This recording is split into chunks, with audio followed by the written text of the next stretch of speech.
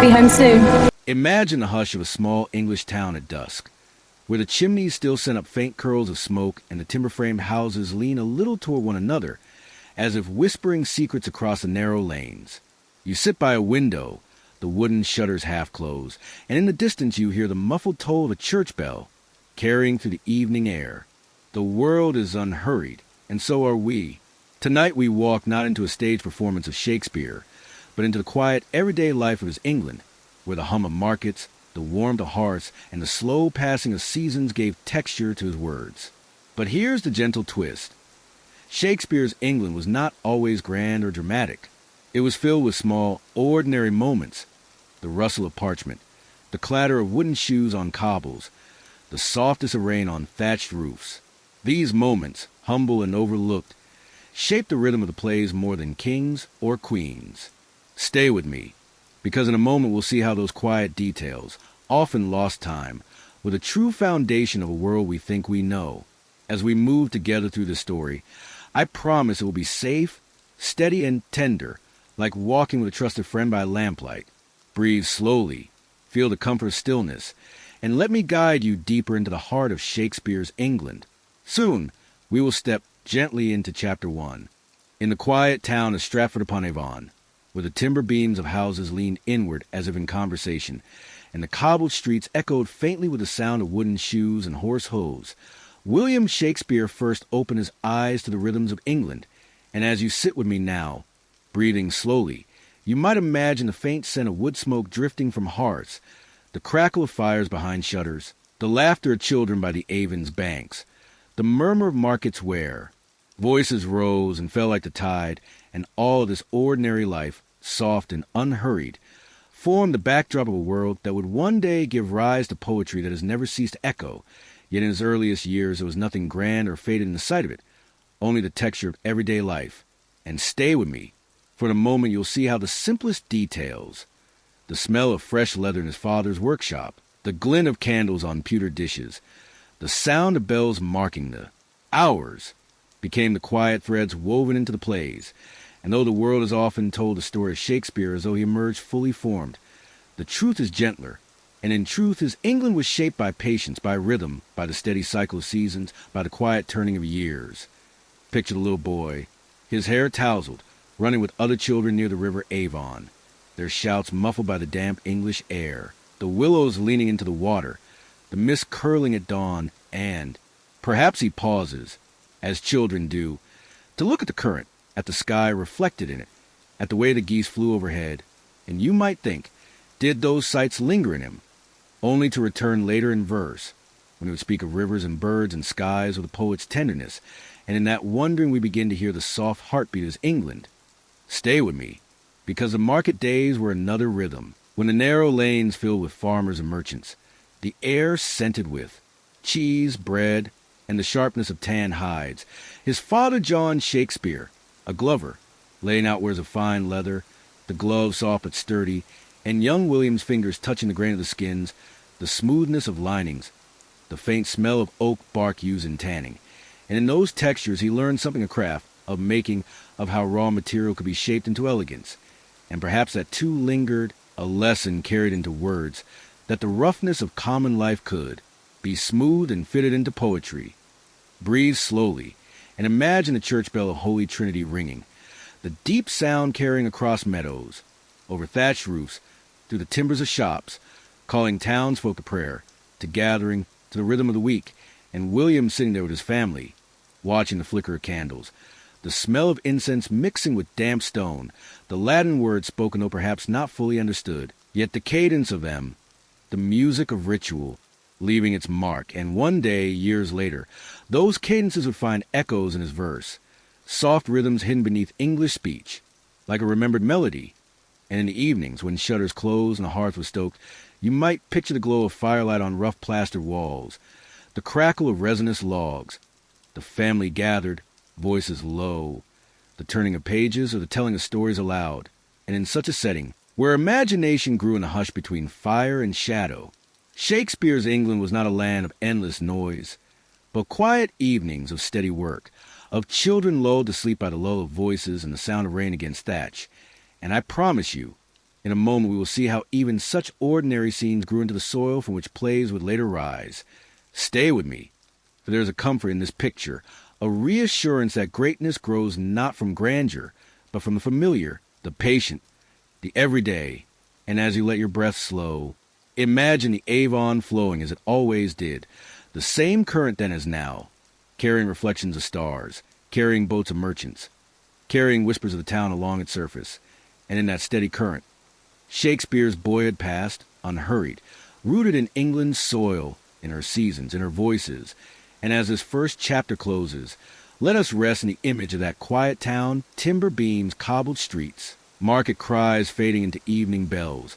The boy not yet a poet, only a child. Among others, watching, listening, absorbing, as all children do.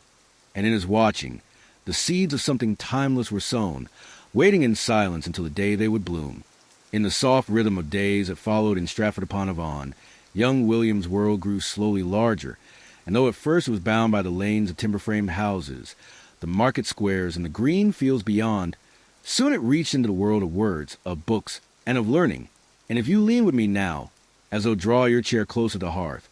you can almost sense the quiet rustle of parchment,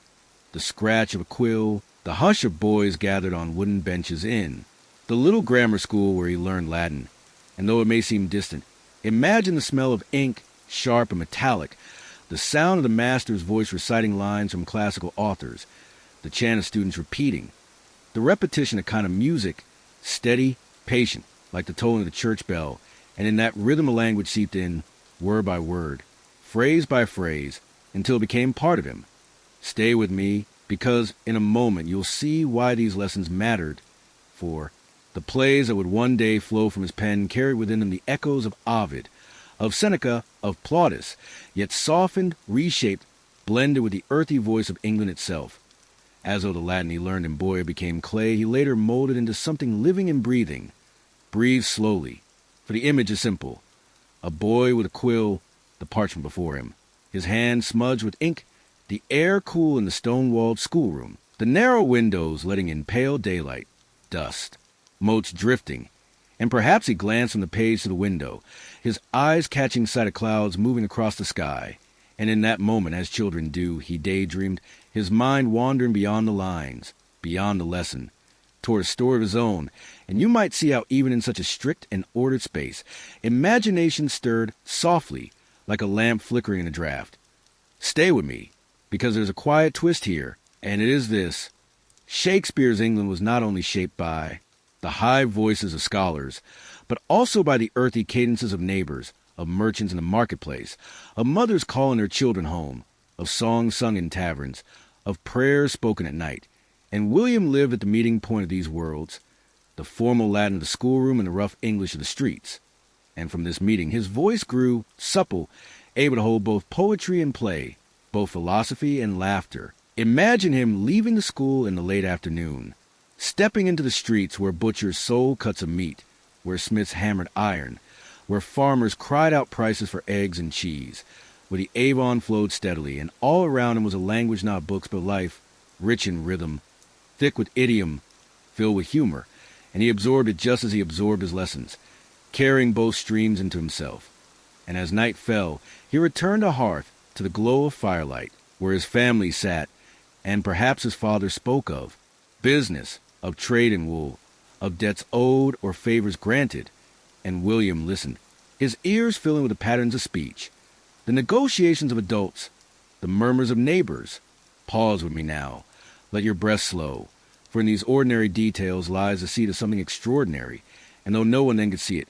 Shakespeare's mind was weaving Latin and English, lesson in life, high and low, sacred and profane, all waiting quietly to become the fabric of drama. Stay with me, because in a moment we'll see the texture of Stratford itself, how its festivals and fairs gave color to the boy's life, how the streets filled with music and laughter on holy days, the bells ringing longer, the air scented with roasting meat, the flicker of torches at night, the hum of voices carrying across the Avon, and young William, standing in the crowd, watched everything, eyes wide, heart open, storing away images that would later reappear in his plays as processions, as revels,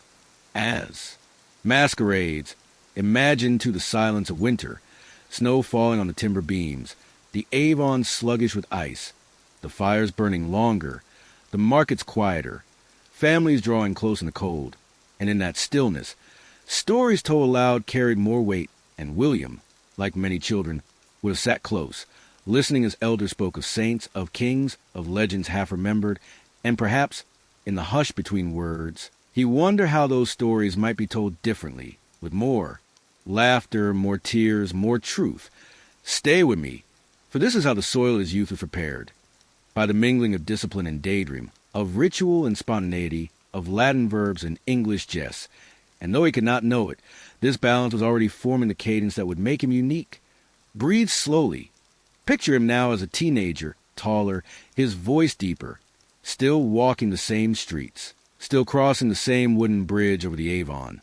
yet beginning to feel the pull of something larger, a restlessness, a desire not only to listen but to speak, not only to watch but to shape. And you might feel too how in every young person's life comes a season when the familiar suddenly feels like preparation for something unseen. And for William, Stratford was both cradle and threshold. And so as this chapter draws to a close, let us linger one last time in that grammar school where the benches creak, the master's voice drones, the candlelight flickers, and the boys' eyes, though on the page, glance upward toward the window, where the light outside promises a wider world, a world not yet his, but waiting quietly as the stars wait above us now. As the seasons turned in Stratford-upon-Avon, and young William grew from a boy who once played by the Avon into the youth, who began to look toward the horizon with restless eyes, the rhythms of his England continued to shape him in ways as quiet as the flicker of lamplight, and as steady as the tolling of church bells. And if you sit with me now, breathing slowly, you can almost feel the pulse of that world, the creak of wagon wheels along the lanes, the laughter spilling from taverns, the solemn hymns within the church walls, the shouts of hawkers on market days, and above it all the sky, vast, patient, unchanging, the same sky under which you would later imagine kings and clowns alike. And though the path of his future was still hidden, there is a gentle twist here, for it was in these adolescent years, when most thought only of trade, of family duty, of small-town cycles, that William's ears and eyes became finely tuned instruments, catching everything, the cadence of gossip, whispered by neighbors at doorways, the rhythm of prayers muttered by old women in pews, the bawdy songs of drunkards swaying through alleyways, and all of it became part of him, so that when he finally left Stratford for the wider world, he carried within him not just lessons from books, but the whole orchestra of English life. Stay with me, because in a moment we will see how festivals and fairs filled those years with color, and you might picture him standing in a crowd on May Day, watching. Dancers circle the pole with ribbons bright against the green, hearing fiddles and pipes, the laughter of children chasing each other between stalls, the smell of roasting meat rising through the air, and as the day faded into night, torches lighting faces, William, with his quiet gaze, saw not just merriment but stories unfolding, lovers glancing shyly, quarrels erupting, friendships forged, and all of it, ordinary though it seemed, would become the lifeblood of his future plays, because he never forgot how human hearts revealed themselves in laughter as much as in sorrow.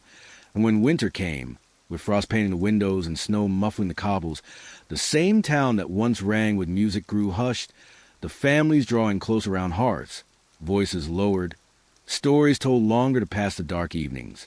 And young William, listening by firelight, absorbed tales of kings and saints, of travelers and fools, and perhaps his imagination stirred, asking, what if the stories could be told in another way, not as sermons or as warnings, but as living moments where people spoke as they really did, with wit, with hesitation, with bursts of feeling. Breathe slowly with me here, because in a moment you'll see the heart of this. Shakespeare's England was a world where the extraordinary and the ordinary lay side by side, where coronations in London were distant news, but the crowing of a cock at dawn was immediate, where great battles were spoken of in chronicles, but the gossip of who bought bread on credit mattered more in daily life. And William lived at that crossroads, holding both the lofty and the humble in equal measure, and it trained him quietly to see dignity in common folk and folly in kings, to find poetry in the market as much as in the chapel. Stay with me, because as he grew older, he also began to see the edges of Stratford, the roads leading outward, The merchants traveling through with tales of other towns, the glimpses of actors passing by, and though no one could yet imagine it, those passing players with their rough costumes and bold voices planted a seed in him, stirring something that books alone could not. For to see a man transform before your eyes, to hear words spoken with force, to feel a crowd lean in, it was a kind of magic, a living story. And perhaps in William's quiet heart there was a sudden knowing that words were not only for parchment, not only for prayers, but for performance, for breath, for life. And so, as adolescence stretched toward adulthood, he walked the streets with eyes sharper, ears keener, carrying the noise and stillness of Stratford as though it were a treasury, not knowing yet when or how he would spend it, but already keeping it safe. And in the evenings, when he sat again by the hearth, the crackle of fire filling the pauses in conversation, he might look into flames and wonder at the wideness of the world, and though his feet were still planted in that small town, his thoughts wandered outward toward London, toward the unknown, toward stages not yet built, toward audiences not yet imagined. And with that wandering, the boy who once daydreamed in grammar school began to carry within him the quiet promise of something vast. And now, as you breathe gently, let us close this chapter by picturing Stratford at twilight, the timber beams dark against the fading sky, the Avon reflecting a sliver of moonlight, the air filled with a mingling sense of hearth smoke and damp, earth, the streets emptying, shutters closing, and somewhere within one of those houses sat a youth with ink-stained fingers, a mind filled with fragments of Latin verse, market cries, tavern songs, church chants, and stories half heard in whispers, all of it waiting patient, like seeds beneath winter soil, ready to bloom when the season arrives. And as you picture that, let the scene settle over you like a blanket, soft and steady, reassuring you that the great works of life are born quietly, in small towns, in ordinary evenings, beneath ordinary stars. As William grew into the threshold of early manhood, Stratford itself began to seem both smaller and larger to him. Smaller because he knew its streets and fields so well that every turn and corner was familiar. Larger because through those same corners drifted news from far-off places, carried by merchants, travelers, or the occasional wandering troop of players. And if you sit with me now and breathe softly, you might imagine the feel of those days, the quiet press of youth against the edges of its own world, the way the hum of Stratford's daily life seemed at once comforting and confining, the murmur of voices in the marketplace, the distant lowing of cattle on the meadows, the ring of the blacksmith's hammer, all of it steady, unbroken, and yet somewhere inside the young man a question stirring. Is there more beyond these streets? Stay with me, because in a moment you'll see how marriage and responsibility began to shape that restlessness, for before London stages and royal patronage there was in Hathaway, older than William, steady, rooted in Shottery's quiet village, and the story of their union, while sometimes told with speculation, is in truth a simple one, grounded in the customs of Tudor England, where households were built early, where family duty pressed close, and though some whisper that the marriage was hurried, perhaps by circumstance, what matters most for us is not the debate, but the texture of their early life together. And so let's picture it. A cottage with thick thatch, low beams, the air scented with herbs hung to dry, the crackle of a hearth where bread baked slowly, the sound of children's small voices soon joining theirs. For Susanna came first, and then Hamnet and Judith, twins whose names still echo softly through history. And if you pause here, letting your breath fall into rhythm, you may see how the man we know as playwright was first simply a husband, a father, a neighbor, rising with the dawn to the cries of infants, to the calls of animals, to the unending work of Tudor households, and in those tasks, in that humble life, he learned as much of humanity as from any book. And here lies a gentle twist, for though the world later imagined him only as the poet of kings and queens, the truth is that his plays are filled with the voices of fathers, of daughters, of mothers weary and children laughing. And where did he learn their tones, if not first at his own hearth, in the hush of evenings when he watched his children sleep, or in the noise of mornings when they clamor for food? Stay with me, because this is the heart of Shakespeare's England, the ordinariness of life, where family bonds and the steady cycle of seasons gave shape to imagination, not in grand events, but in repeated act of care, of duty, of love. Picture him at a wooden table, quill in hand, though at this stage it is perhaps only for keeping accounts, recording debts, noting goods, yet his mind is alive, listening to the rhythm of language around him, to Anne's voice, practical and steady, to the voices of neighbors in Shottery, earthy and familiar, and already the habit of turning speech in the story was forming. And as the years passed, Stratford was filled with both joy and sorrow, the laughter of children, the ache of loss, the rhythm of baptisms and burials, bells tolling for beginnings and endings alike, and William, like every man of his time, lived close to both, never far from the fragility of life, never far from its small triumphs, and perhaps that too lingered, later shaping tragedies and comedies alike, where death and laughter often stand side by side. Breathe slowly now, because in a moment we will see the larger pull that began to stir him away from Stratford, for while family grounded him, something else, quieter but insistent, pressed within, a need to give voice to what he gathered, to transform the speech and scenes of daily life into living drama. And though no one can say exactly when the decision came or what prompted it, we can imagine the restless youth grown into a thoughtful man, standing on the bridge over the Avon, the water moving steadily beneath him, the fields beyond stretching into distance, and thinking of London, of stages, of voices raised in story. And even as Anne and the children filled his days, the thought of more was there, like a candle burning unseen, waiting. And here is where the story folds gently into mystery, for the years between Stratford and London, the so-called lost years, are filled with speculation. Yet let us treat them not as puzzle, but as lullaby, not as frantic search, but as quiet unfolding.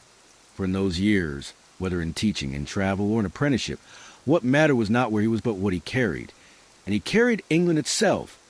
the voices of family, of neighbors, of festivals, of grief, of joy, of prayer, of laughter. And when at last he left Stratford, he carried it like a treasure chest, ready to open upon the stage. Stay with me, because as we close this chapter, the image I leave you with is not a famous playwright, not yet, but a young husband and father in his cottage, the fire burning low, children sleeping beside him, the night air cool through the thatch, and him awake, listening, as he always did, to the quiet music of life, gathering it silently, patiently, until the day it would become song. And so, as the years settled into their rhythm, you could imagine Shakespeare, not yet the name on every page, but still William of Stratford, a man with children, a wife, a household that needed tending,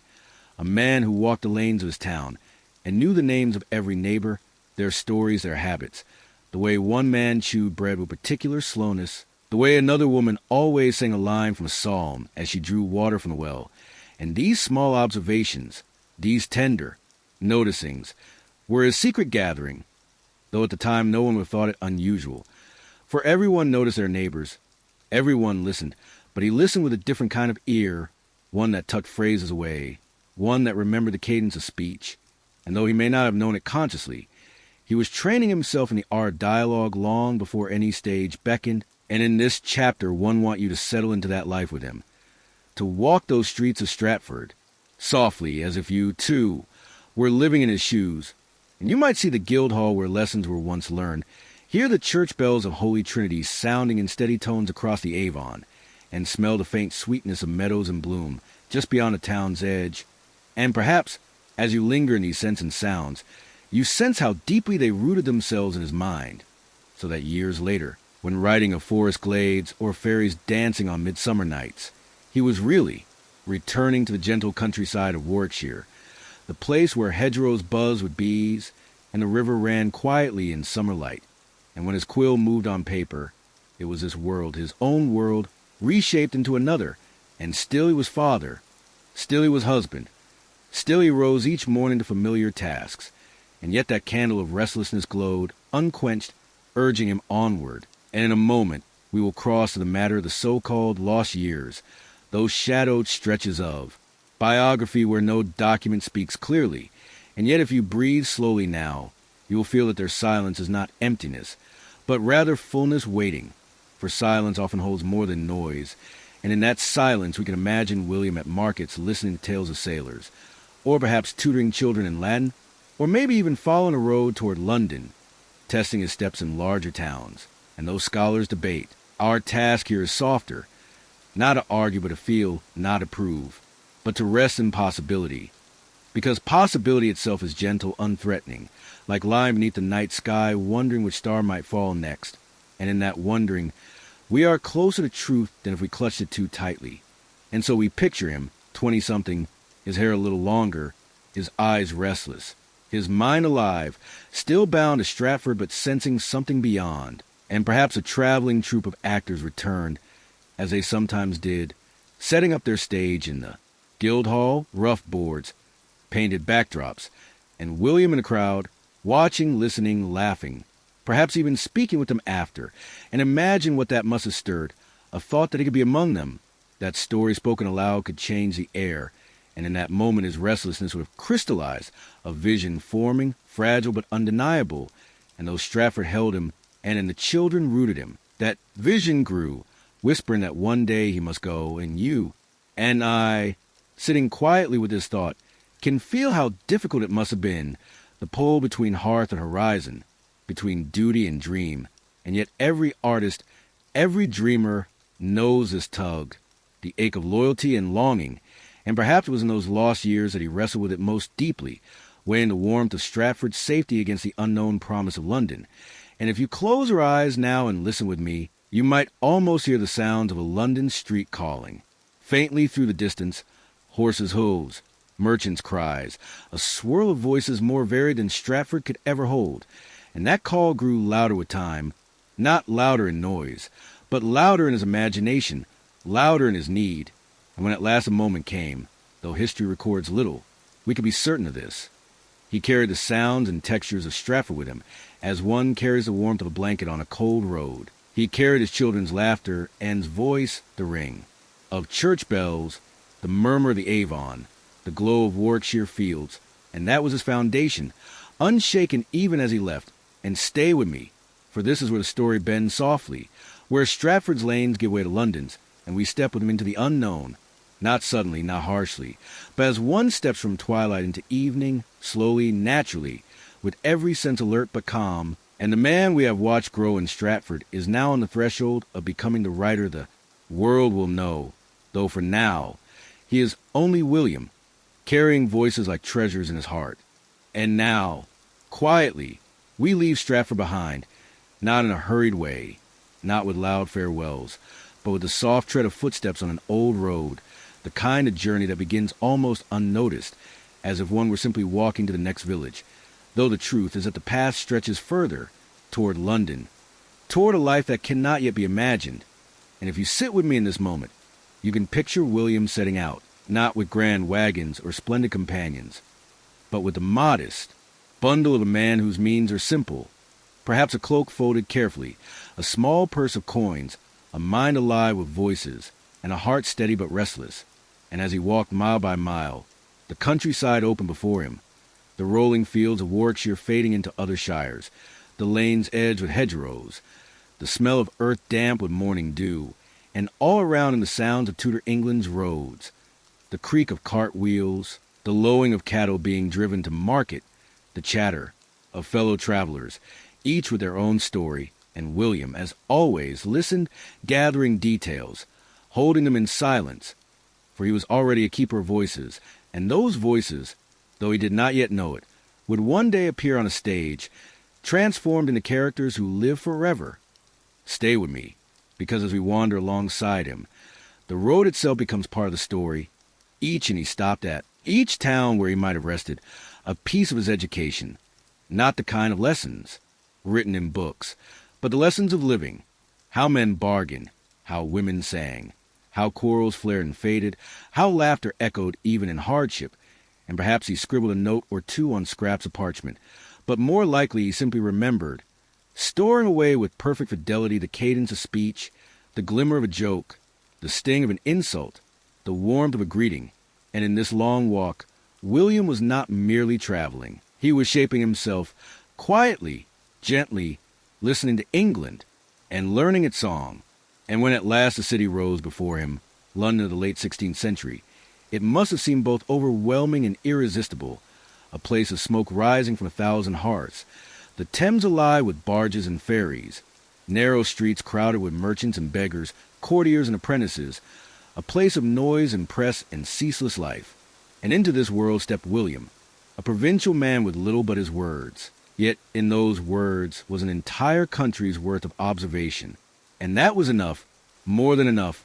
though at first perhaps he struggled. For London was no gentle town. It was a place of plague and of poverty as much as of pageantry. But Shakespeare, with that keen and patient mind, saw not only the hardship but the humanity.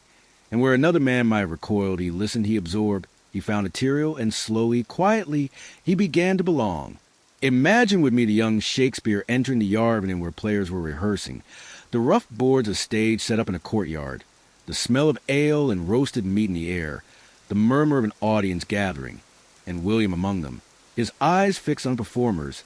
not as mere entertainment but as revelation.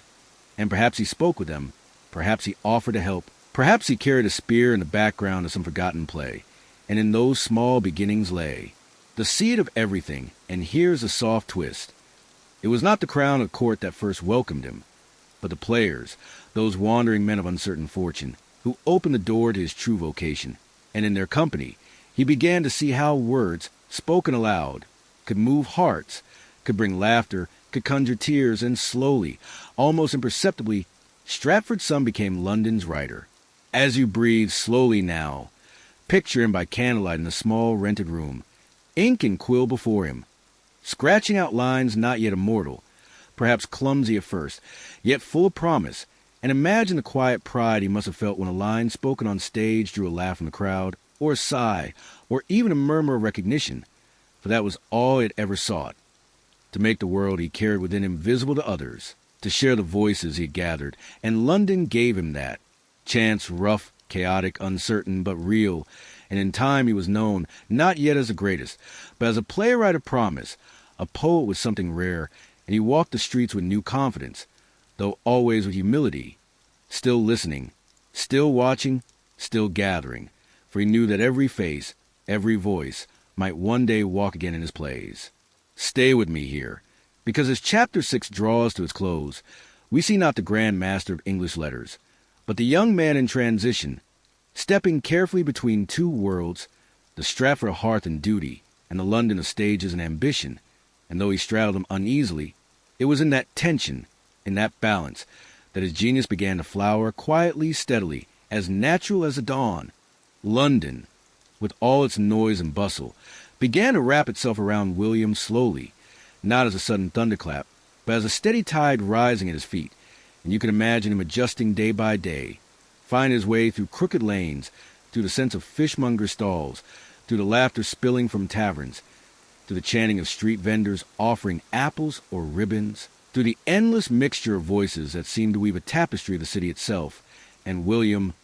who had listened so carefully all his life, must have felt as though he had stepped into an endless storehouse of sound, a place where every tone, every word, could be caught and remembered, and when he sat later by candlelight, he could summon them back, shaping them into dialogue that lived. But at first, perhaps, he was simply a part of it, a figure moving through the crowd, earning his place slowly, humbly, sometimes uncertain of coin, sometimes hungry, but always awake, always attentive, and, in those earliest days before fame, before even modest recognition,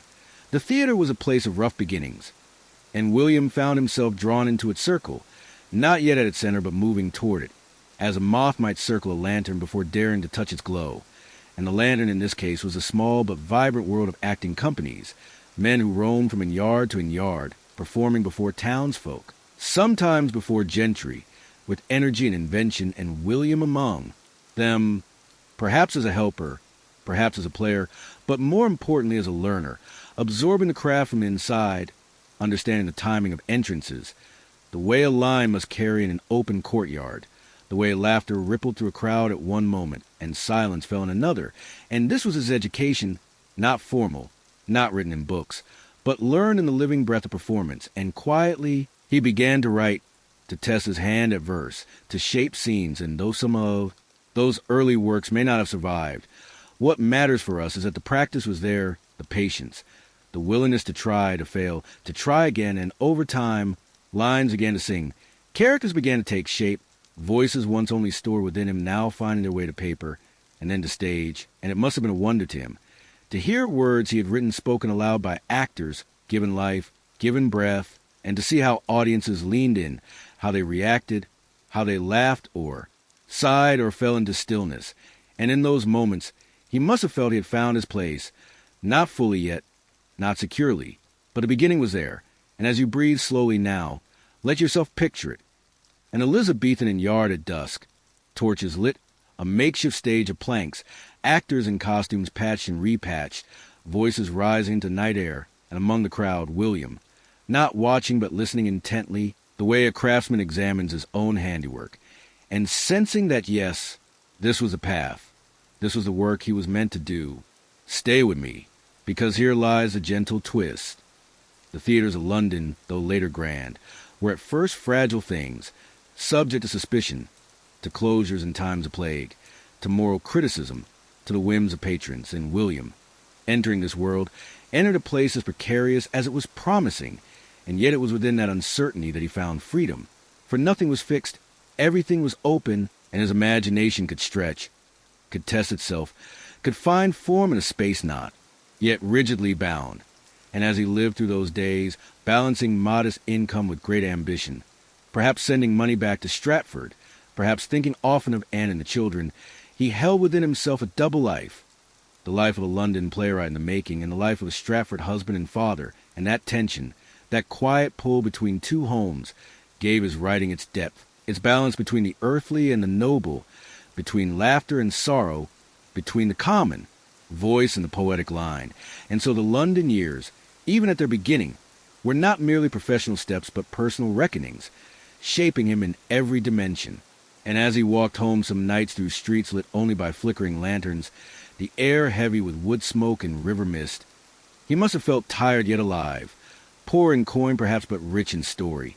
And when he lay down in his small room, the voices of the day lingering in his mind, he was already dreaming his way toward plays that would never be forgotten, though he himself, in that moment, could not know it, could only keep writing, keep listening,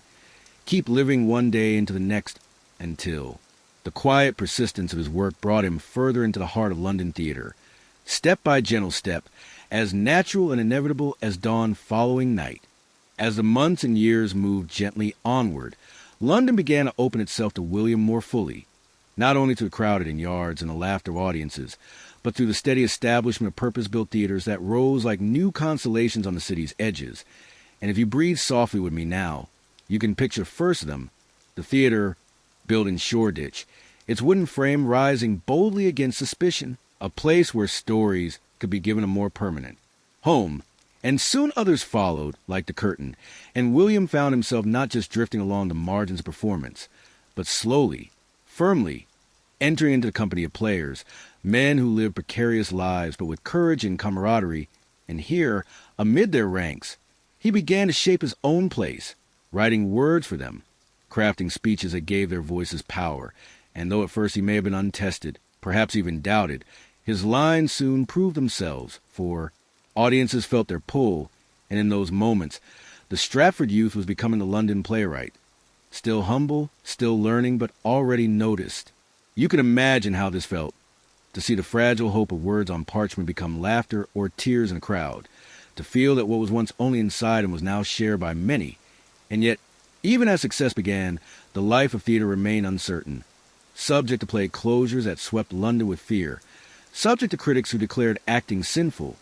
subject to the shifting winds of patronage. And William had to navigate all of this, balancing survival with creation, finding ways to support his family far away in Stratford, sending coin when he could, carrying always in his heart the memory of his children, Susanna, Hamnet, Judith, and the voice of Anne, steady and grounding in this duality. This life split between the clamorous city and the quiet hearth became the wellspring of his imagination, for in his plays one can hear both the bustling noise of London streets and the simple music of country life, blended seamlessly, naturally. Stay with me, because in a moment we will look more closely at the plays themselves, those early attempts that began to make his name, plays of history and comedy, of princes and lovers. And though some are less polished in the later works, they are filled with a kind of freshness, the eagerness of a writer testing his voice, and the audiences, rough and ready as they were, responded with enthusiasm, cheering, hissing, clapping, throwing apples, always alive, always engaged. And William, listened to them as much as they to him, shaping his art in dialogue with their reactions, adjusting, refining, never writing in isolation, but always with the crowd in mind. For the theater was a living organism, and he was learning to breathe with it. And yet, beyond the stage, his life was still modest, still uncertain, his room small, his means limited, and we can picture him returning late from rehearsals, sitting by a single candle, close scratching, ink smudging his fingers, eyes weary but mind alight. And in those hours, the world outside faded, leaving only the inner world of characters, scenes, lines that seemed to pour from some deep well within. And though he must have been tired, though the city could be harsh, he kept going, because within him burned the sense that this was what he was meant to do, not with pride but with quiet inevitability, as natural as breathing, as steady as a tide. As you breathe slowly now,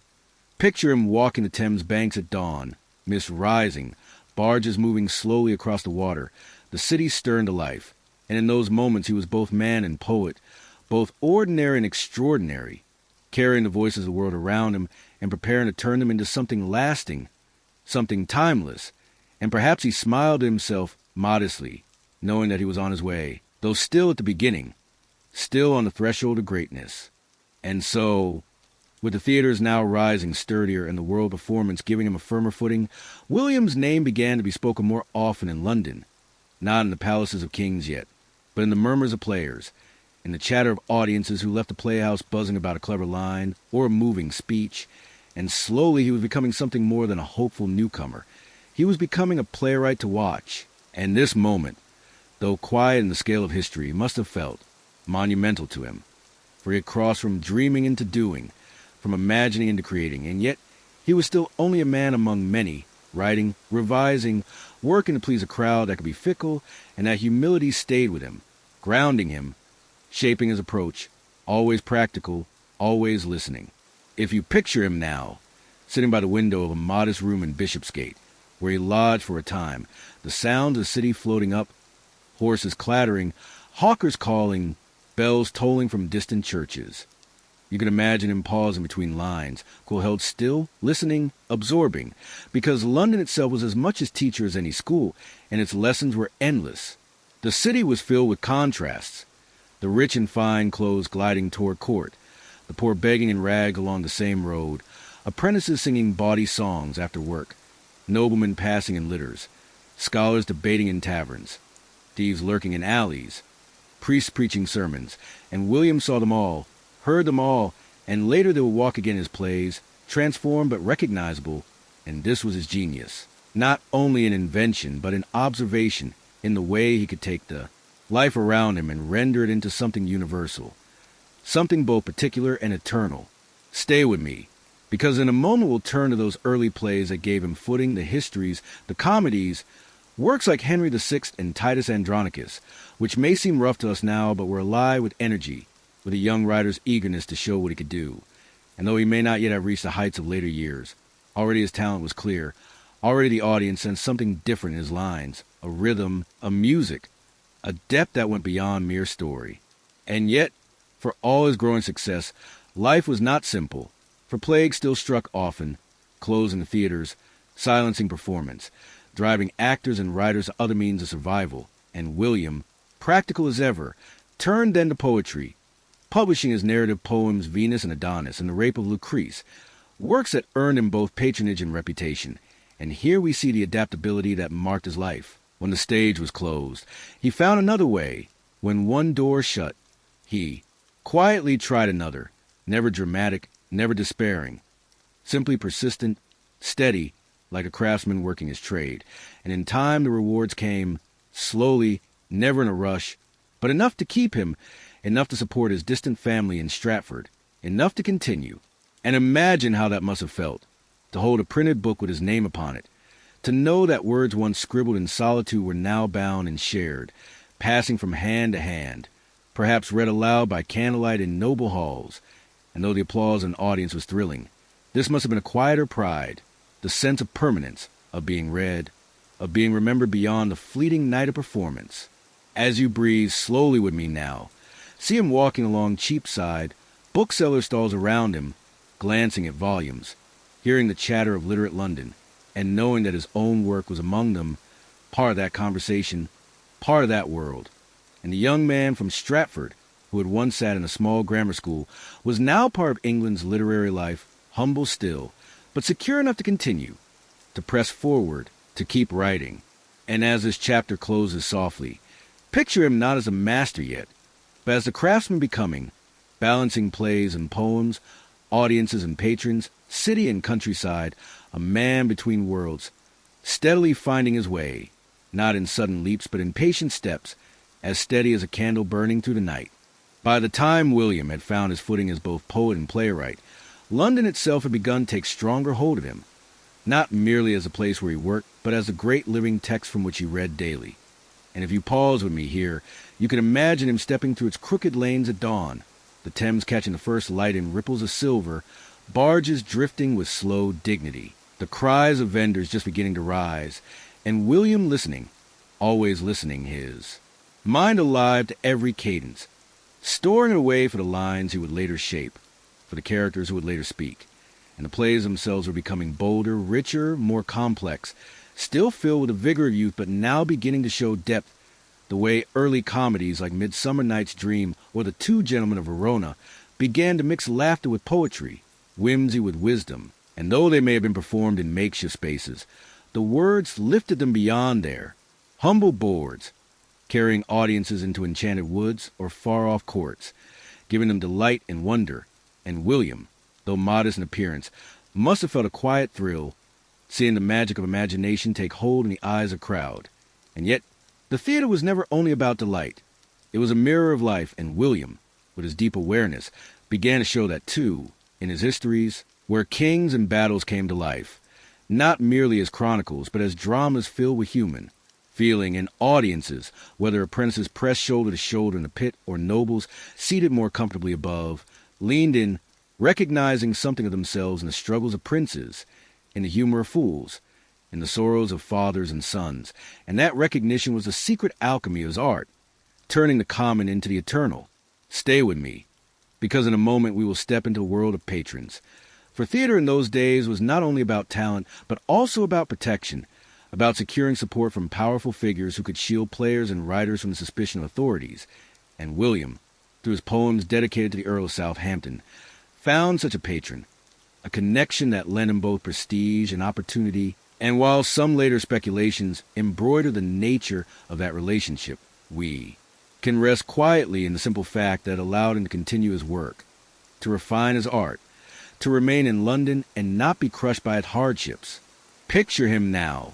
sitting in a small chamber by candlelight, drafting a dedication, careful with each phrase, respectful but eloquent, a craftsman presenting his labor with both humility and pride. And imagine the relief he must have felt when his work was received, when it was valued, when it secured him a place, however modest, within the circle of those who mattered. And yet, for all this connection, William never lost his grounding, never wrote only for nobles, never forgot the voices of common folk. And that is why his plays belong to everyone, then and now. And life around him continued with its mixture of beauty and hardship. Theaters closed at times for plague, actors wandering in search of audiences, poverty pressing hard. But always, always, William writing, never ceasing, his imagination too full to be stilled. And when the theaters reopened, his plays returned to the stage, richer now, more daring, and the applause grew louder, the recognition stronger, though he himself remained quiet, steady,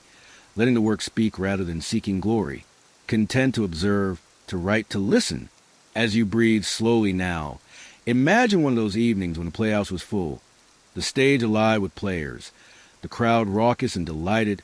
and William standing at the side, half hidden, watching, not basking but studying, measuring the effect of each line, noting where laughter rose, where silence fell, where hearts were touched. And in that study, he was always improving, always shaping himself anew, never satisfied, never complacent. And it was this humility, this patience, that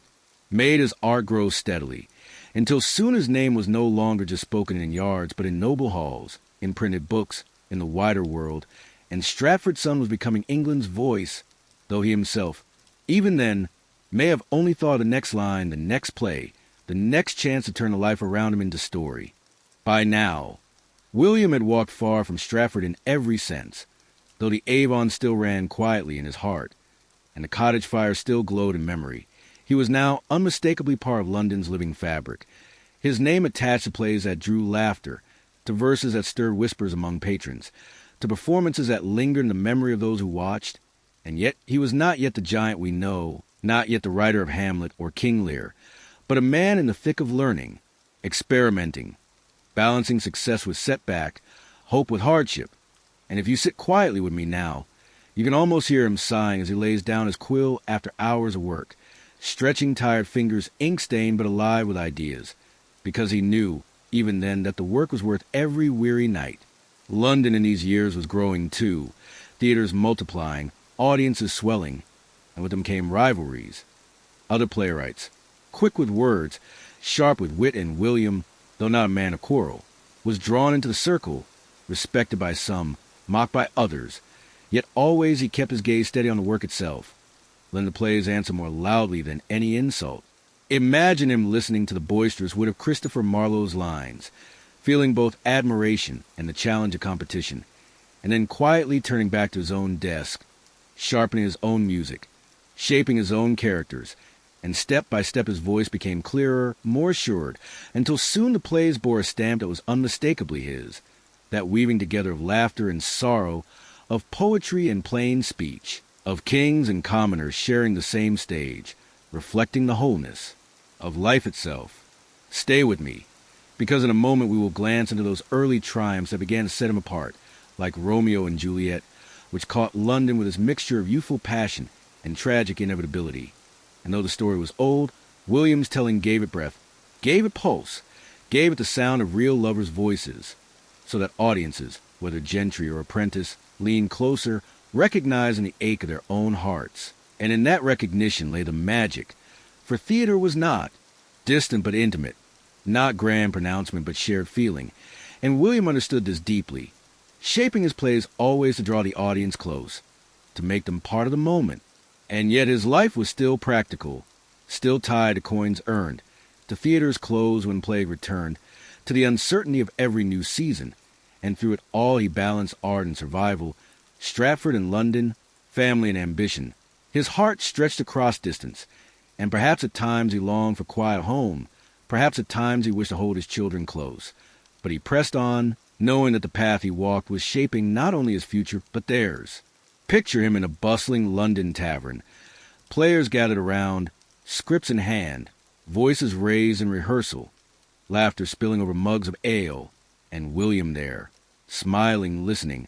occasionally offering a correction, but mostly letting the work speak for itself. For he was never a man of loud instruction, but of steady guidance, his authority flowing not from volume but from vision, and the actors trusted him, grew to rely on his words, for they knew that in his lines lay the promise of applause, of coins thrown, of reputation strengthened. And beyond the taverns and playhouses, the city itself grew harsher and grander at once,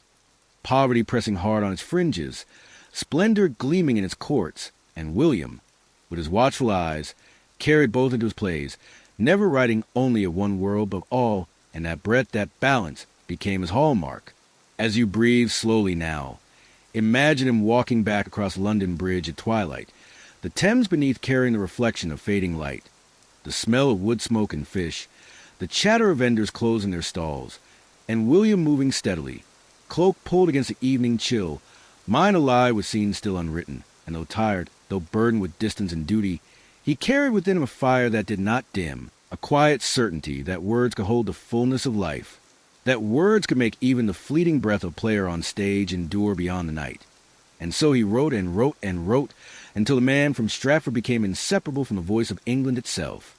By this time, the path before William was clearer than it had ever been, and London was no longer only a place of uncertainty, but a place where his name began to carry weight, not yet the towering reputation of legend, but enough that playhouses wanted his words, companies sought his scripts, and audiences came with expectation. And if you breathe slowly with me now, you can imagine how that must have felt for him, the young man from Stratford who once sat in a grammar school memorizing Latin. Lines now walking through London streets where apprentices whispered his name and nobles sent word that they admired his verses. And though he wore his fame lightly, Modest as always, inside there must have been a steady pride, the kind that comes not with noise, but with quiet recognition of effort well spent. His plays have begun to grow in power. His histories giving audiences kings who spoke with human frailty. His comedies giving them laughter that was never shallow but tinged with wisdom. And his tragedies beginning to probe deeper, showing sorrow not as distant spectacle, but as something lived and felt. Imagine the crowd in the pit, rough, noisy, their voices loud at first, but then falling into silence as a line pierced them, as words found their hearts, and William watching from the side, noting the hush, the leaning in, the moment when story became truth, and knowing then that his craft was working, that his lines across a fragile space between stage and audience to live in another soul. Stay with me, because in a moment we will look more closely at how his theater was changing, how purpose-built spaces like the Globe, which would soon rise, transformed the experience, offering not just makeshift stages but a home for drama itself. And though that story lies just ahead, here in this moment William was already laying its foundation through his partnership with players, through his constant revision, through his ability to write roles that actors love to perform, because he understood them, understood their needs, their rhythms, their talents, and wrote lines that fit them as comfortably as a glove fits a hand. And beyond the stage, he was also becoming a man of means, not wealthy, but steady, careful with his coin, purchasing shares in the companies, beginning to think of investments, always mindful of Stratford, of his children, sending money home, planning for their futures. And in this, too, we see the balance of his life. The dreamer who lived in words and the pragmatist who kept an eye on roofs and fields, who knew that the work of today must also provide for tomorrow. Picture him now in a tavern near Bishopsgate, sitting with fellow players, laughter and argument around him, and William listening more than speaking, sipping quietly, smiling, always absorbing, and then later, when he returned to his chamber, he set those voices to paper, transforming them into characters who argued more wittily, laughed more richly, lived more fully, because he had heard the seed of them in real life. And London itself, ever-changing, fed him endlessly. The pageantry of the court, glimpsed perhaps from afar, the sermons in churches, full of thunder, the gossip in taverns, coarse and lively, the debates of scholars, sharp and fast, and all of it poured into him, not in fragments, but as a whole, until his plays became a mirror of England itself, high and low, sacred and profane, sorrowful and joyful, all together. As you breathe gently now, picture him in that balance, his life one of ceaseless observation, ceaseless creation, the ink never fully dry before he began again. And through all, the sense grew that he was meant for this, not by accident, but by nature, not as a burden, but as a calling. And though he may have doubted at times, though the future was never secure, still he wrote. And still the people came, and still the words lived. And here, in this chapter, we see him not yet at his height, but already unmistakably on the climb, steady as a candle flame that will not flicker out, growing brighter with each passing year. By the time the first decade of the 1600s began to unfold, William Shakespeare's place within the world of English letters was not only secure, but quietly expanding in ways that perhaps even did not fully anticipate. And as we lean back together and breathe slowly, you can picture him walking now toward Bankside, the district across the Thames where the new Globe Theatre was rising, a round wooden structure with a thatched roof and open yard, not unlike the old playhouses, but in scale and, in presence, something new, something that seemed to whisper permanence. And though it would still be subject to the tempests of weather and the disfavor of officials, still it stood as a sign that drama was no passing amusement, but a craft with roots now sinking deep into the soil of England. Imagine William gazing at its frame, timbers freshly set, the smell of sap still in the wood, workmen shouting softly to one another, the hammering steady, and somewhere in his mind he was already measuring lines, already picturing how words would travel across this space, how voices would rise and fall, how sunlight would slant into the yard, and how crowds would lean upward, faces tilted, to drink in his plays. Stay with me here, because what comes next in his life is not only the shaping of plays, but the shaping of spaces, for the Globe will become his vessel, the stage upon which his imagination could sail without the cramped limits of inn-yards or temporary stages. And it was here that some of his greatest works would be born, Hamlet among them, that Prince of Denmark who seems at once so distant and so close, so royal and so human. And the thought of such a role being spoken within those timbered, Walls must have filled him with quiet wonder. Yet his days were never only about grandeur. There was always a simple rhythm of work, the writing in rooms with little light, the scratching of quills, the ink blots, the draft discarded, the endless revisions, and the visits back to Stratford, where he purchased new place, a fine house that spoke of his success, though he never flaunted it, but kept it as a home, a haven, a place for Anne and the children. And in these moments you may sense the duality of his life. In London, the restless creator among actors and patrons. In Stratford, the careful father, the landowner, the man mindful of hearth and family. Picture him returning home, the road long, the inn smoky, the air damp with English rain, and then at last Stratford's familiar lanes, the sight of his children, the voice of Anne, and in those reunions a grounding that gave him strength to go back to London once more. As you exhale slowly, imagine the comfort of that rhythm, the constant weaving between two worlds, and how it steadied him. And in the midst of this, new plays continue to flow. Twelfth Night with its gentle comedy, Othello with its deep sorrow, King Lear with its shattering humanity, and Macbeth with its dark poetry. And though these works often carried storms within them, the writing of them, for William, was not storm but release, a way to order what he observed in life, a way to make sense of power and weakness, love and betrayal, laughter and despair. He wrote not as a philosopher standing apart, but as a friend walking among his people, seeing their struggles, hearing their jokes, noting their follies, and giving them back to themselves in words shaped like music. Stay close, because in just a moment we will glance at the way his fame spread beyond the playhouse, into court, into print, into the wider imagination of England, and even into Europe, where travelers carried his words, translating, adapting, and letting his plays begin their long journey into universality. Yet here, in this chapter, I want you to hold the image of the globe most firmly, a round theater under the open sky, with its yard filled by apprentices and sailors, its galleries lined with merchants and gentry, the flags fluttering above to announce a new play, and Shakespeare himself sometimes acting on that stage, modest roles, but present, feeling the boards beneath his feet, the audience before him, and his own lines resounding around him. There's a quiet poetry in that, a writer not removed from his work, but living within it. His voice joining the chorus of players, his presence small but real in the living breath of the performance. And when the day was done and the play ended, the audience spilled back into London streets, carry with them phrases that would lodge in memory, words that would echo in alehouses and parlors, and thus his language began to seep into the fabric of daily speech, until it was no longer his alone but the people's. And that, perhaps, is the soft twist here, that what William made was never his to keep, but always theirs to use. And because he gave so generously, so observantly, so musically, the gift endures, still on our tongues even now. And as you let your eyes grow heavier, you may sense how remarkable that is, that a man for centuries past still murmurs in your ear tonight, not with the weight of study, but with the ease of a friend, telling stories, sharing laughter, opening sorrow, always close,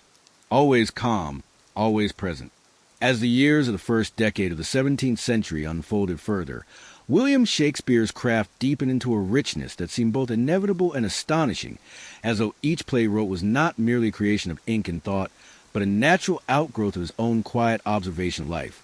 And if you lean back and breathe softly with me now,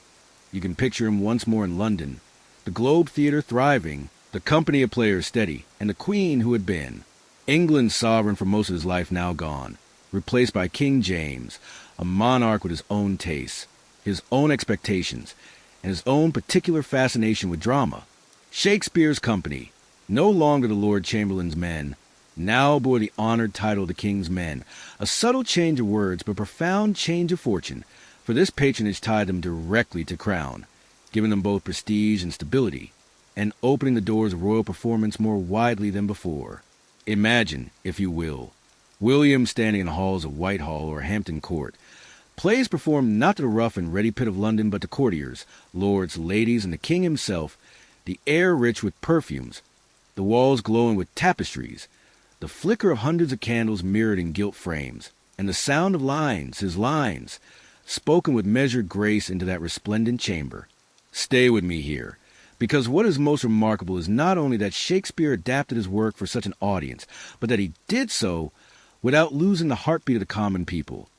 He remained a poet of both the street and the court, of both the tavern and the palace, always bridging, always uniting, always weaving England into one fabric of sound. And as his reputation grew, so too did his ventures beyond the stage. He was acquiring more land in Stratford, extending his holdings, assuring the future of his daughters, Susanna and Judith. And though his only son Hamnet had died years earlier, a wound that must have cut deeply, he pressed forward, channeling his grief into lines of fathers and children, of loss and renewal, of memory and love. Picture him in his study at New Place. Windows looking out onto gardens where fruit trees grew, and William seated with papers scattered, quills worn, the smell of ink mingling with the earthy scent of herbs, and kept in the kitchen, the house filled with the murmurs of family, and his mind half in that domestic warmth and half in the soaring world of kings and clowns, lovers and villains. And yet he never lingered long at home, for London stage called him back again and again, and with it came collaborations, perhaps with John Fletcher, perhaps with others. For though we think of him as solitary genius, there were times when the work was shared, and in that too was a kind of companionship, a mutual shaping of story. As you drift with me deeper into this chapter, imagine how it must have felt to be both celebrated and anonymous. For though his name was known, the cult of celebrity had not yet arisen, and he could still walk the streets quietly, blending in, a man of middle height, dark hair, steady eyes, not marked by garb of luxury, but by simple attire. And most who passed him would never have guessed the enormity of the words he carried within him. It was in these years that some of the greatest tragedies came forth. Macbeth with haunting whispers, King Lear with its storm-tossed grief, Antony and Cleopatra with its grandeur of love and ruin. And in writing these, he seemed to distill not only the spirit of his age, but the eternal patterns of human desire and despair. And yet, despite the heaviness of such themes, there was always in him a balance, for he returned as well to romance, to the late plays with their notes of forgiveness, reconciliation, and wonder, as though in his later years he sought not only to mirror the sorrows of life, but to heal them, to close them gently with music and renewal. Stay close here, because soon we will see how this pattern carried him into the twilight of his career, when the stage would become less central and Stratford more enduring. And yet even then the words would not cease, for a poet's tongue never truly stills. For now, let your mind's eye rest upon the image of Shakespeare as both man and maker, walking between London's noise and Stratford's calm, between tragedy's storm and romance's peace, between the gaze of kings and the laughter of apprentices, always balanced, always poised, always listening. And in that balance lies the secret of his endurance, the reason his words still rest easily in our ears tonight, centuries later, as soft as the turning of a page, as steady as a candle's glow, as timeless as a hush before sleep. By the time the second decade of the 17th century stretched onward, William Shakespeare was a man moving steadily toward the latter years of his career, though perhaps he himself did not sense the full measure of it yet, for the day still brought him to London often, still drew him to the Globe, and now to the newer indoor theater, the Blackfriars, where the plays could be performed by candlelight in winter, enclosed and intimate. And as you breathe slowly and imagine the space, think of the glow of tapers flickering on painted walls, the scent of wax heavy in the air, the sound of velvet rustling as the wealthier patrons shifted in their seats, and the words of Shakespeare spoken not into the open sky, but into this chamber of light and shadow, and how different that must have felt, as though the very atmosphere of the room wrapped the lines in a hushed intensity. The King's Men, his company, thrived with this addition, for it meant they could play throughout the year, untroubled by weather, and also meant that certain plays, The Winter's Tale symbolizing the tempest, found a setting especially suited to their mixture of reality and enchantment, their blend of sorrow and joy, their air of quiet wonder. Stay with me here, because this was also a time when Shakespeare's writing turned toward reconciliation, toward stories where what was broken might be mended, where families torn apart might be restored, where storms might give way to calm seas, and in that change of tone we glimpse something of his own journey, a softening, a seeking of peace after the weight of tragedies. And yet, even in these gentler works, his genius shone, the poetry still rich, the characters still human, the emotions still true. Beyond the stage, his personal life was settling into a rhythm of dual existence. Months in London, where the company demanded his presence, and long stays in Stratford, where awaited, where his daughters were growing into their own lives, and where he found himself increasingly invested in the land, in the affairs of the town, in the simple cycles of seasons. Picture him walking Stratford's lanes, known to all, no longer the restless youth who left years ago, but man of accomplishment, steady and respected. His home at New Place a sign of his stature, his name carrying quiet weight, and yet his manner never proud, always reserved, always measured. And when he returned to London, he was welcomed as the heart of the company, not always the loudest in their gatherings, but always the surest pen, the one they could trust to craft words that would fill the playhouse, whether in laughter, in weeping, or in awe. As you drift more deeply into this story, imagine how it must have felt for him to sit at the Blackfriars, hearing one of his late plays performed, the candlelight dancing across the faces of his audience, the music of lutes and viols mingling with the cadence of his verse, and to know, quietly, that what it made had touched something universal, something enduring. Stay close, because in a moment we will turn gently toward the twilight of his years, when London would become less central, Stratford more home, and his pen, though still lifted, would find fewer pages to fill, not because the words failed, but because at last he could rest, having said what he was meant to say. For now, let your mind rest upon the glow of that indoor stage, the calm of Stratford's garden, the balance of man who had traveled from the grammar school of a provincial town to candlelit theater of a great capital, and who carried in his words a breath of that journey, leaving us still tonight with phrases that fall as softly as the breath you take now, steady, calm, and unhurried.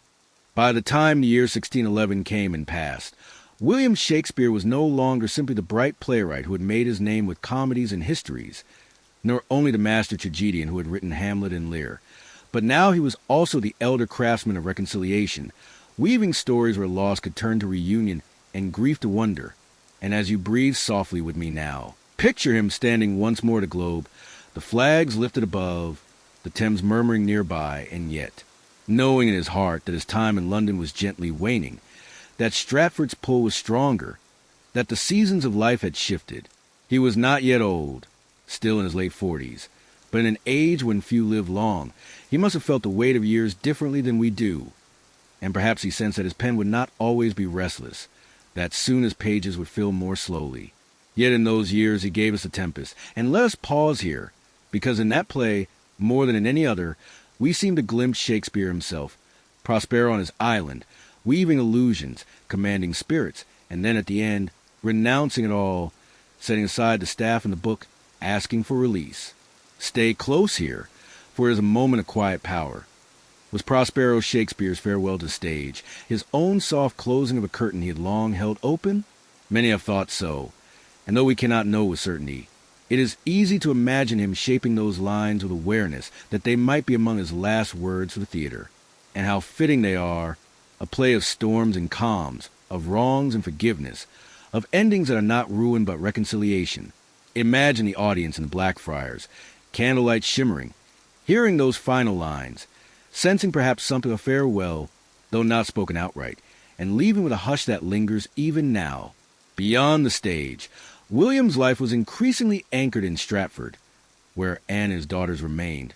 where his granddaughter Elizabeth was growing, where the rhythms of the Avon and the fields gave a steadiness far from London's bustle. He invested in land, in tides, in the solid things of earth, and though some may think of him only as a poet, we see here the practical man, the careful father, the one who planned not only for himself but for those who would remain. Picture him walking through his gardens at New Place, herbs scenting the air, the voices of neighbors calling across the street, the sound of church bells rolling through the town, and in those moments, perhaps, he felt a peace deeper than any applause. Stay with me, because in a moment we will turn to his final years, to the quiet withdrawal from London stages, to the gentle fading of his public presence. But for now rest in the thought of The Tempest, of its poetry like music, of its lines still carried tonight across centuries, as soft as waves upon the shore, and of William Shakespeare himself, letting the staff fall, letting the book close, content at last to be a man among family, rather than only a poet among players. And now we come to the closing years of William Shakespeare's life, years that were not filled with noise or public triumphs, but with a quieter, gentler rhythm, the rhythm of Stratford-upon-Avon, of home, of family, of the steady ticking of days that pass without great spectacle, but with profound contentment. And as you breathe evenly with me now, imagine him walking the lanes of Stratford, no longer hurrying to London, no longer bound to the stage, but known to his neighbors as a respected gentleman of New Place, the playwright whose words had reached kings and queens, yet who lived here as any other man of the town, tending to his affairs, attending services, watching the flow of the Avon. In these years, he did not cease to write entirely. There were collaborations, likely with John Fletcher, perhaps with others, plays such as Henry VIII and The Two Noble Kinsmen, and while they may not carry quite the same unmistakable voice, they remind us that Shakespeare's pen was never entirely stilled, but gently slowed, softened like a stream in its last meandering stretch before joining the river. His concerns turned more toward family. The marriage of his daughters, Susanna settled with John Hall, a physician,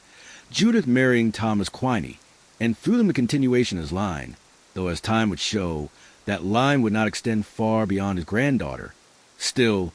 in those moments, William could take pride in his household, his name, his legacy, not as the world knows it now, but as he knew it then, a steady provision for those he loved. Picture him seated by the hearth at New Place, fire crackling, and nearby, the quiet hum of home in evening, his hands resting, no quill scratching, simply being, simply present after so many years of ceaseless creation. Stay with me here, because there's a tenderness in these final years, a calmness after the storms of creation,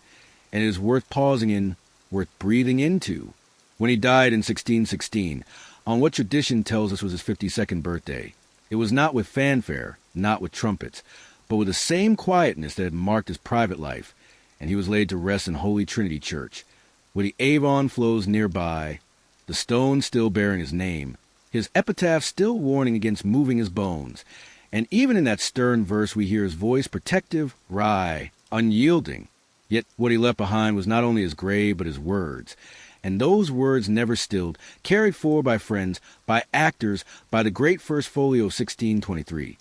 which preserved his plays and gave them to posterity. Think of it. Without that book, much might have been lost, but with it, nearly all survived, and thus his voice continues tonight, for centuries later, in your ears, in your dreams, in the quiet rhythm of this story. And so the man who once walked Stratford's lanes, who once scribbled by candlelight, who once heard the hush of an audience fall before his words, is with us still, softly, steadily, endlessly. Let your eyes grow heavier, for this chapter closes not with drama, but with peace, with Shakespeare at rest, his family nearby, his words eternal, his England remembered, and the quiet of Stratford wrapping him, as the night wraps you now. The story of Shakespeare did not end with his final breath in 1616, for even as a man lay at peace in Holy Trinity Church, the work of preserving, remembering, and honoring what had given began to take shape. And if you breathe with me slowly now, you can imagine those first friends and fellow actors, men who had spoken his lines upon the stage, sitting together with quills and manuscripts, piecing through worn pages, collecting scattered drafts, recalling words from memory, determined that the world should not forget him. And from this effort, years later, would come the great First Folio, that precious volume of 1623, which gathers plays into permanence. Stay with me here, because this moment is a soft miracle in itself. Without that folio, without the care of those men, so much might have vanished, so many plays lost to time. But instead, his voice was bound in leather and ink and placed into the hands of readers, ensuring that his England lived beyond him. Imagine the book itself heavy, the pages crisp, the type dark and precise, the smell of ink and parchment mingling, and within, the words that had once filled the globe now resting quietly, waiting for any who would read them aloud and bring them to life again. In this, Shakespeare achieved a kind of immortality, though he had no hand in it, for he had left this world unaware of how posterity would treat him. And as the folio spread, so too did his reputation, not only in England but across Europe, where translations began, where other playwrights read him and wondered at the breadth of his vision. Yet at the same time, in Stratford, life moved on in quieter ways. His widow and lived until 1623, seeing the publication of the folio,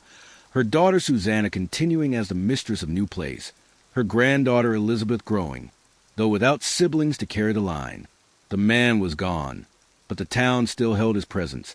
The house still stood, the memory still lingered. As you breathe slowly, picture Stratford's market days, neighbors passing New Place and glancing up at its windows, murmuring of the man who had once lived there, not always in lofty tones, but sometimes in gossip, sometimes in pride, sometimes in simple curiosity, and yet always in recognition that this town had produced something rare. Stay close, for in a moment we will turn toward how England itself was changing, how new kings, new conflicts, new fates arose, and how Shakespeare's works, though born of Elizabeth's and James's times, remained relevant, remained adaptable, remain alive, as though they belonged not to one age but to all. For now, rest in the image of that folio lying upon a table, candlelight soft upon its pages, the words waiting ready, as they still wait tonight, to be whispered, to be read, to be breathed into the quiet of another listening heart. And so, as the decades slipped onward after Shakespeare's death, his England itself began to change, the familiar rhythms of Elizabeth's age giving way to complexities of the Stuart line. And if you breathe with me gently now, you can picture a country both secure in its heritage and restless in its future, for new conflicts were stirring, new divisions in faith and politics. Yet through it all, the plays of Shakespeare endured, still performed by the king's men, still spoken on stages both, open and closed, still read in quiet corners. The folio ensured that his voice did not fade, and even as London shifted, even as the theaters faced closures in times of plague or disfavor, the words were never truly silenced. Imagine audiences in the 1620s and 1630s, still gathering, still laughing at Falstaff's antics, still weeping at Lear's lament, still murmuring in awe at Hamlet's pondering, and in those gatherings the presence of Shakespeare was alive, as if he had never gone. Stay with me, because here we glimpse a truth that is tender. Though the man was gone, the life of his work carried him forward, so that each performance was a kind of resurrection, each reading a renewal. And beyond the theaters, his language seeped into the fabric of English itself. Phrases carried in letters, in sermons, in conversation, until the line between his invention and common speech blurred. Picture a family gathered by a hearth, one member reading aloud from the folio, the fire crackling, the children drowsy, the words rising softly into the rafters, and imagine how much like tonight that might have been, voices falling gently into the rhythm of story. In Stratford, meanwhile, the family line dwindled, for his granddaughter Elizabeth Hall, though she married twice, bore no children,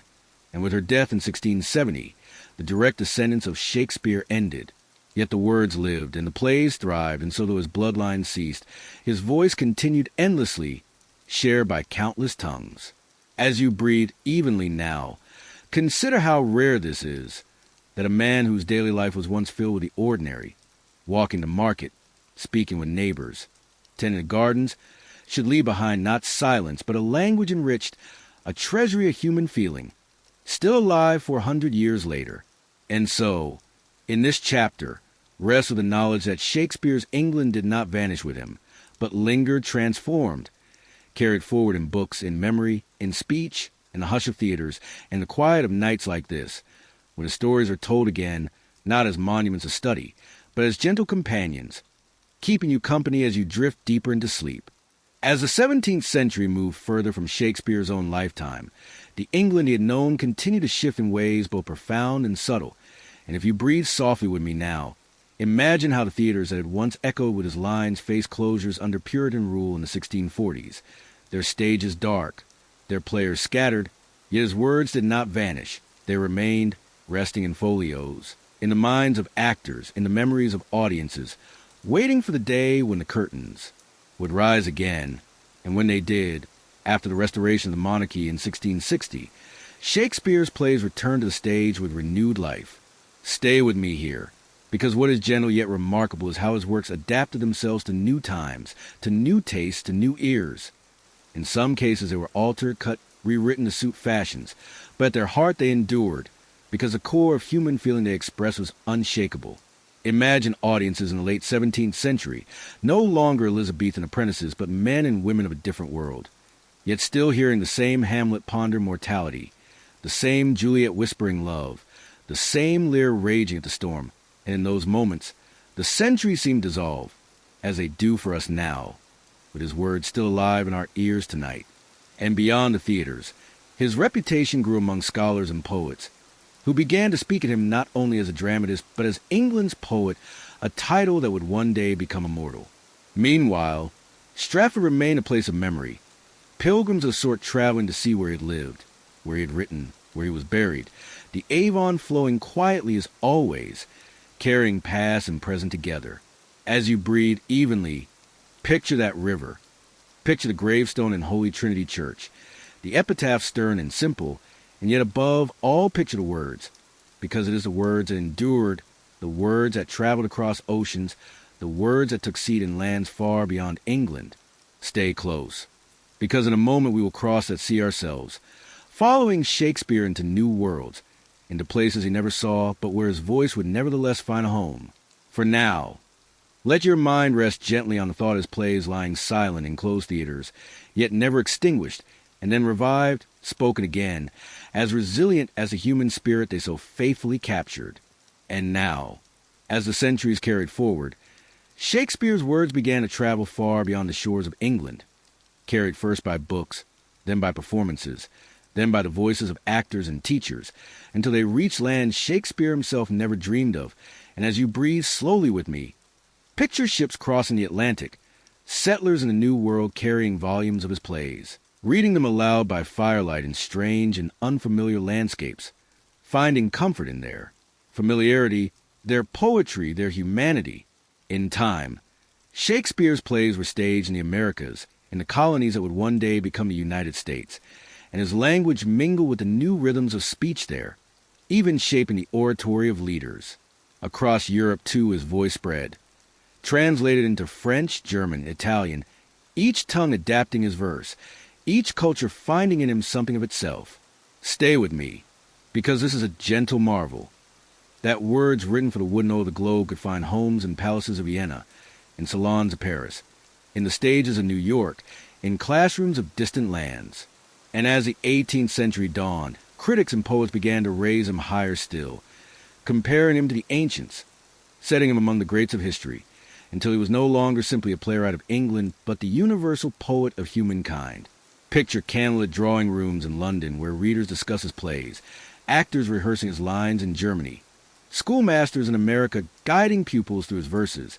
and imagine how quietly yet powerfully his reach extended. Meanwhile, Stratford became more than a hometown. It became a site of pilgrimage, his birthplace preserved, his grave visited, his memory honored. As you exhale gently, think of that,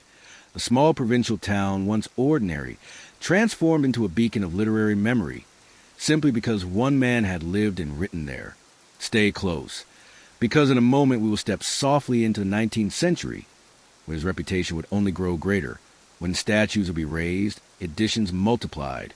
and his presence felt in every corner of a changing world. For now, let yourself rest in the calm knowledge that Shakespeare, though bound to the soil of England in life, became in death a citizen of everywhere, his words taking root wherever there were ears to hear them. And now, softly, we come to the final chapter of our journey through Shakespeare's England, and as you breathe slowly with me, let us drift into the 19th century and beyond, when the reverence for Shakespeare grew into a quiet devotion, when his words became not only performances but part of the very fabric of education, of art, of memory. Picture the great theaters of London and beyond, lit by gas lamps and later electricity, actors in grand costume performing his works to ever larger audiences, and picture also the humbler settings, families gathered by hearts, children learning lines in schoolrooms, lovers quoting verses to one another in gardens, each moment a thread woven into the endless tapestry of his legacy. By the 1800s, statues were raised as honor, his plays staged across continents, his name invoked as a symbol of English genius. And yet even then he remained also the man from Stratford, the boy who once sat in a grammar school, the youth who dreamed, the father who cared for his children, the writer who scribbled by candlelight. Stay close with me here, because a gentle twist of this final chapter is that Shakespeare's England is not only in the past, but in the present. For every time we speak his lines, every time we listen, every time we remember, we rebuild that world again, not in wood and plaster, but in sound and memory. And as the 20th century dawned, his works found their way to film, to radio, to classrooms across the globe, and now in the 21st, they live in digital pages, in recordings and voices like mine whispering them to you tonight.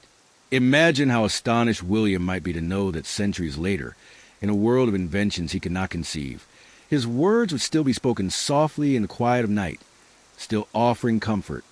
still offering beauty. As you let your eyes grow heavy, know that the story we have shared across these chapters is not only his, but ours,